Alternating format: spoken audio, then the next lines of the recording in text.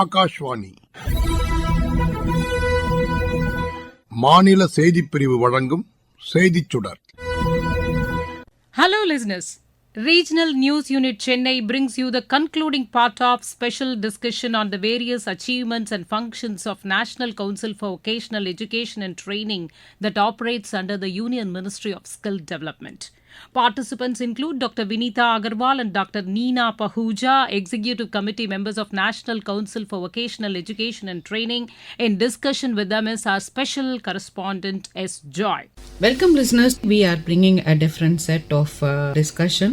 This will be about the National Council for Vocational Education and Training. The body was established according to the Government of India's notification on 5th December 2018. So as soon as the notification came into force, the body became operational from 1st August 2020.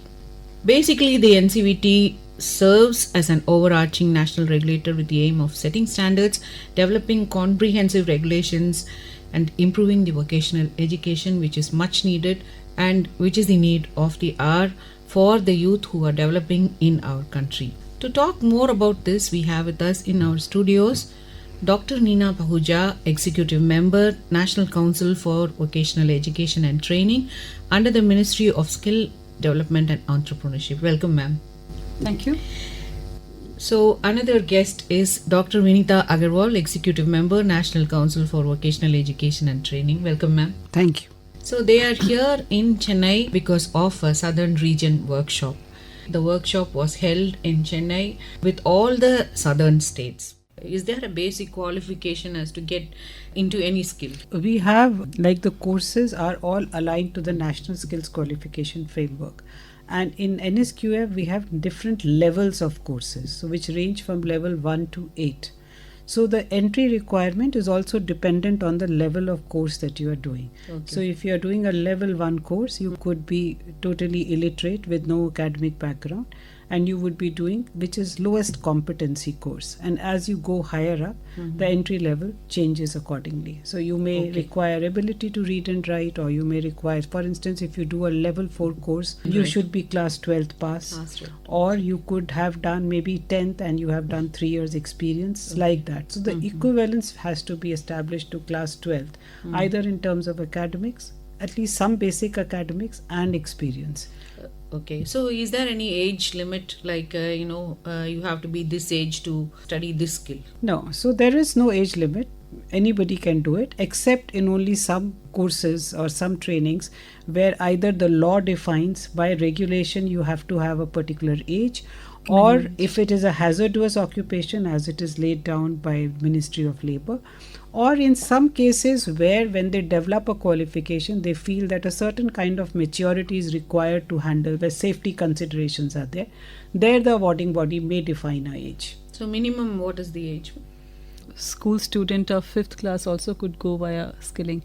So there's really no minimum age. But like for example, she mentioned hazardous area, mining for example, right? We have a minimum age which is defined for people who work in the mining area from a safety concern. We don't want to have small children working there. So but that's again as per the labor laws. Is there any particular, should we look out for agencies? Is it given in recognized platform? For example, state government schools or anything like. State governments are there, of course. They are also offering this skill development things. But other than that, you will be recognizing a lot of things. Yeah. So we have not only state government bodies, like I mentioned, that you have universities, you have school boards who are coming forward, then you may have some centers of excellence. Like for instance, now even defense, all the organizations in defense have also been recognized as awarding bodies, because whatever work or whatever training they are doing as part of their defense career, that is being recognized as skill, and they are being given certificates so that once they come out of their jobs, they will be able to find good civil jobs because their training is pretty rigorous. Then institutes of national importance are like, they are deemed awarding body because of their stature that they are there. And industry can also be, they are also stakeholders, they can be part of the framework. So anybody who is undertaking, who's been involved in training, has prior experience in training, and fulfills requirements in terms of infrastructure availability, governance mechanisms, certain amount of financial stability. All these factors we see, and anybody can actually get into this and become an awardee. Is there any regulation for the trainers? That is, one organization is there, and people who are giving the training, should they be having any particular qualification which is... So, if for every qualification, a minimum standard of a trainer is required. For example, if you are going in college, there is a professor or professor of practice. So, similarly, there are clear guidelines which have been defined for train the trainers and also the assessors who need to be there, and they've certainly been laid out. And we do encourage people from industry to come forward and do the training or even do the assessment. So every stakeholder, you look into their infrastructure and the trainers Yes. who are... So the main stakeholders who actually conduct training, we call them awarding bodies. That means awarding body, by the name as it suggests, that they can award a certificate. Okay. So like for instance in the academic field, we all understand CBSE or UGC. So they are the awarding body. So similarly in our case, we give recognition. The two main players are awarding bodies and assessment agencies. So awarding bodies develop the courses. They are responsible for the entire training, for seeing that the trainers are of the right quality, and then they can assign credits, and they will get the assessment done through assessment agencies. At the end of it, give a certificate.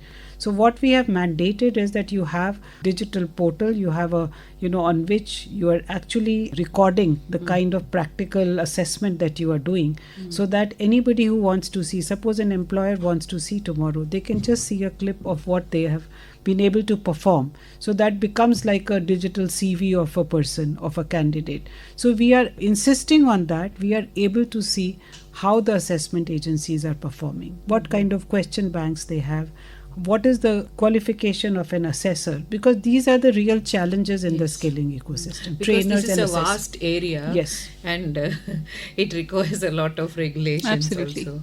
Yeah. So how about how often do you give these permissions? Like for example, agency or somebody who we are talking about, do they have to approach you every year or? No. It's open all throughout the So year. once It's open. you get the No, it's for 3 years initially. Yeah, so 3 years, but And- they can apply anytime. okay. So once in 3 years It's they for, have to it's for revise. 3 years. During that 3-year period, we monitor their performance. Okay. We get a lot of data on the key performance indicators. And after doing all, analysis and examination of their performance, based on that, it is renewed after 3 years on their request. So the assessing bodies come and assess these people.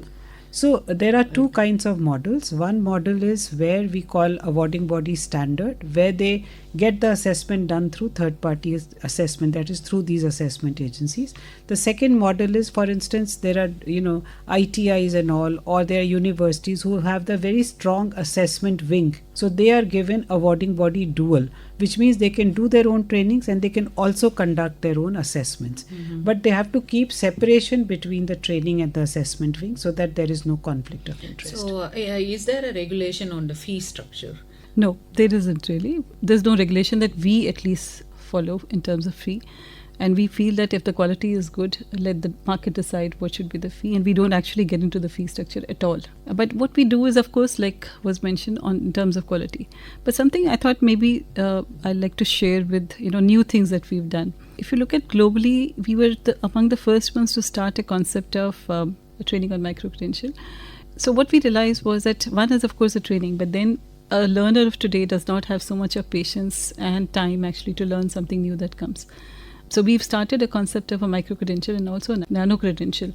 It could be a small credential and it could be totally a digital credential, which could be online or otherwise, which is given to your student, but that also earns the student a credit.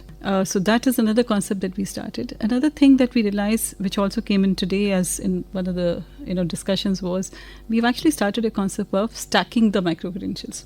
So there are times, you when you join an organization, you need to go through a course on, say, information security practices, you need to go through integrity, you need to go through, basic team building spirits concepts or whatever. So these again could be stacked together to make a course on a new joining, for example. right? So similarly, you could actually create a course which could be, say, something on artificial intelligence, and maybe stack up different courses to actually come up with a minor degree or a diploma or whatever that is required. So similar thing has been done in tourism, for example. So a concept of stackability also has been organized or embedded now in our skilling system.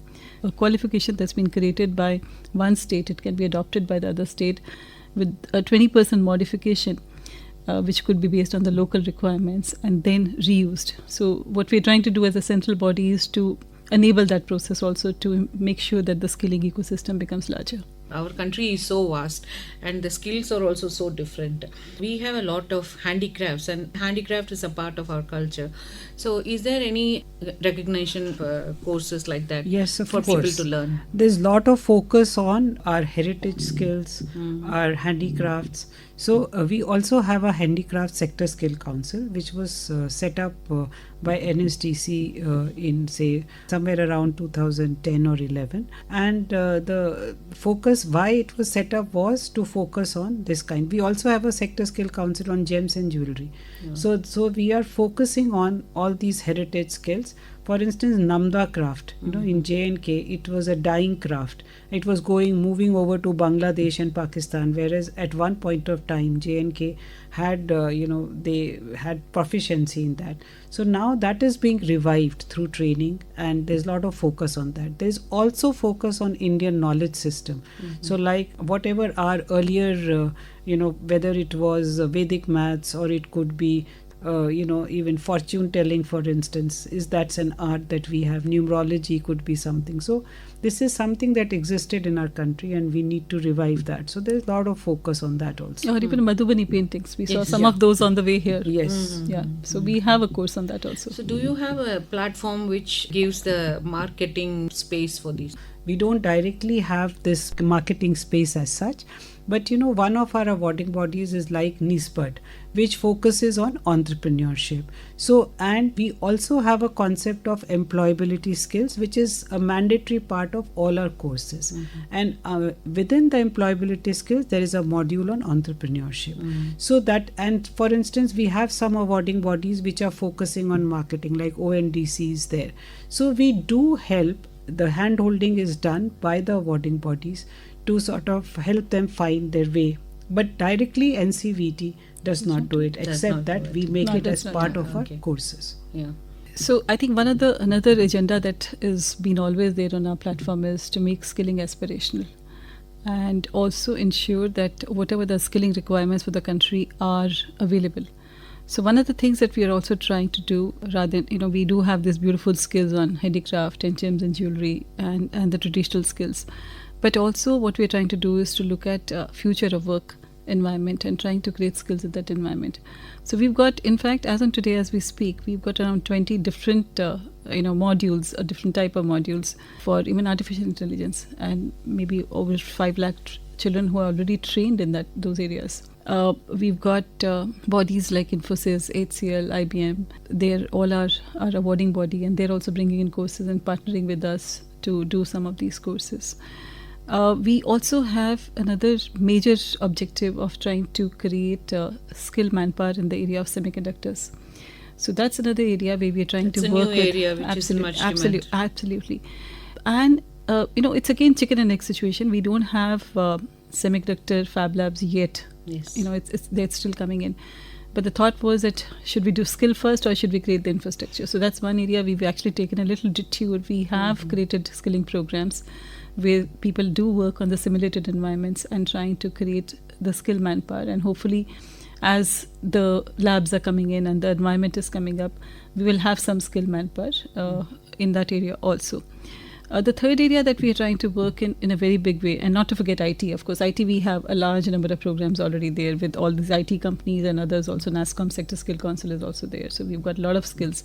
You name an area in IT and we have a course in that area, around maybe 400 plus skills. You were listening to the concluding part of our special discussion with Executive Committee members of National Council for Vocational Education and Training, Dr. Vinita Agarwal and Dr. Neena Pahuja, and our special correspondent S. Joy.